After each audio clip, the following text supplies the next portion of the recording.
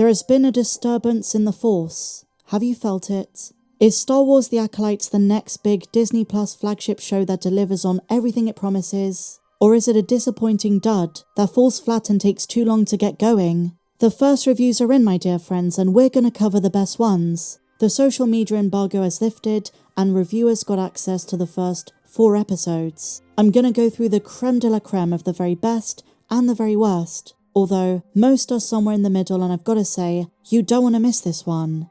Last night was the red carpet event. The cast and crew gathered, and we got our first glimpse of the kid versions of Amanda Stenberg's twins. The twin characters, not that she has twins. Did I word that right? Anyway, the actresses who play May and Osha in flashbacks. We're going to discuss the reviews in the second half of this video, but first, on to some new footage. In a new teaser, my dear friends, we are taken behind the scenes of the show. And one frame that really caught my attention is Master Soul twatting a beetle with his lightsaber. He's protecting one of the twins, and my first thought was this is May, his former Padawan who turned to the dark side. But then I realised no, because this is not a flashback. Li Jungjie has long hair. It's in the present day, so it might be Osha. And this is after she unites with the Jedi to find her long-lost sister. And this giant beetle reminds me of the ones from Jedi Fallen Order. Flame beetles, they were called. And this was one of Leslye Headland's favourite games.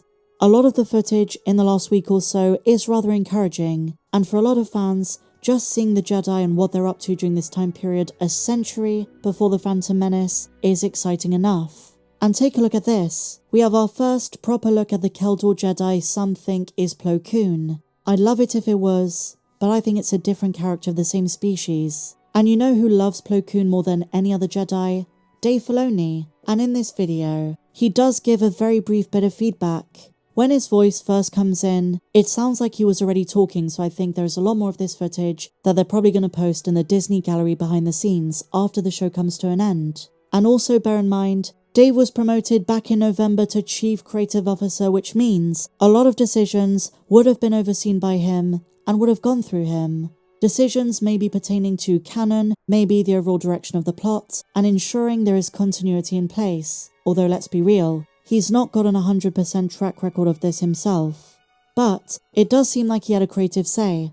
Now you'd think this is good news for the show, but as he admits in this promo, it was all Leslye Headland's story, and what she wanted to contribute to the Star Wars universe above all else. And I kind of get the impression that of all the creatives who worked on this might come as a surprise, but Dave and Leslye are the most clued up on the lore and how to shape this kind of story. When Dave Filoni spoke about his new responsibilities, this is what he said. I'm what is called Chief Creative Officer of Lucasfilm. In the past, in a lot of projects I'd be brought into it. I would see it after it was already developed. But in this new role, I oversee everything going on. When we're planning the future of what we're doing now, I'm involved at the inception phase. And I'm not going to jump to generalizations, and I'm not going to say this is across the board, but many fans of his other work in the Clone Wars and Ahsoka aren't as excited for The Acolyte. I've seen a surprising amount of apathy, so is this going to invigorate some of those? Who knows?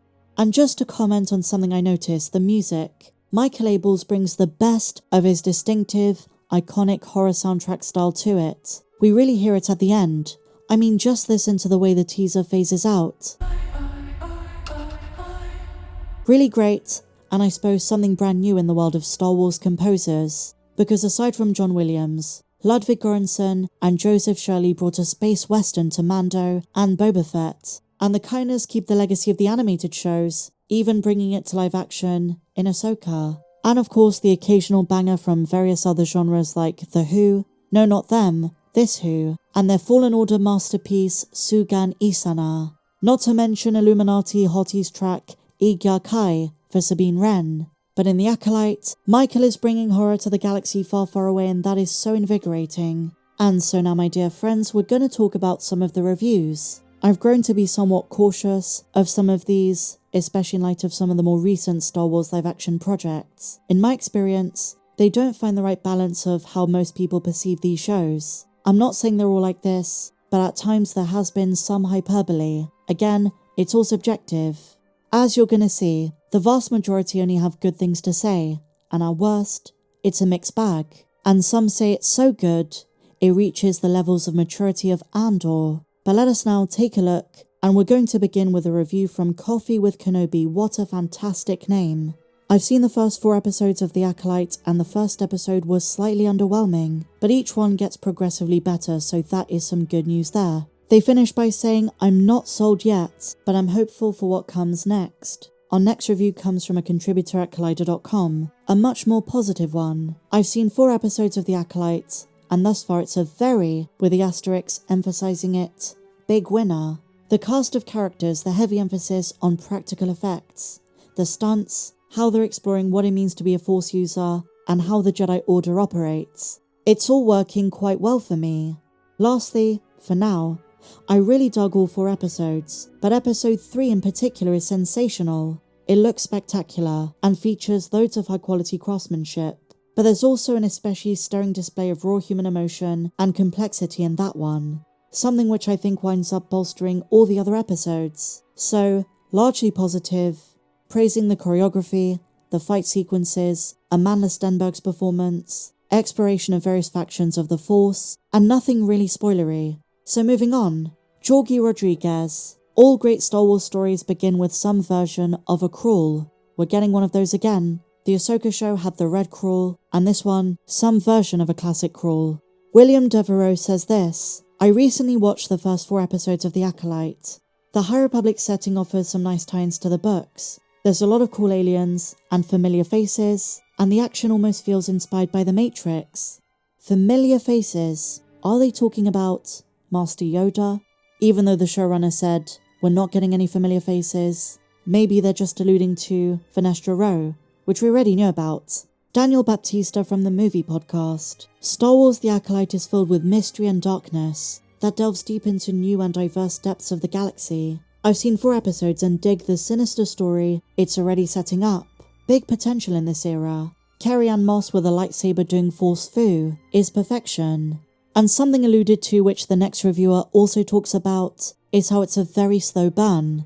The series takes literally half the season to set up the premise. 4 episodes is half of season 1, because this person says it takes time to gain momentum. It seems more and more obvious we are going to get a season 2. Anthony Gagliardi also had a mixed experience, saying this: "The lore hints at KOTOR potential, yet the pacing occasionally lags. While the fight scenes are engaging, they often feel misplaced. So is it over-the-top action sequences just for the sake of them? And is that going to impact and maybe hinder the enjoyability of this series? Time will tell." So, an interesting mix of reviews. It would be a shame if they do take 4 literal episodes of the show to set it up. Is this long-term planning for multiple seasons, or poor planning from the start? I've not seen any of it, so we'll find out on June 4th. 2-episode premiere. What do you guys think? Let me know down below.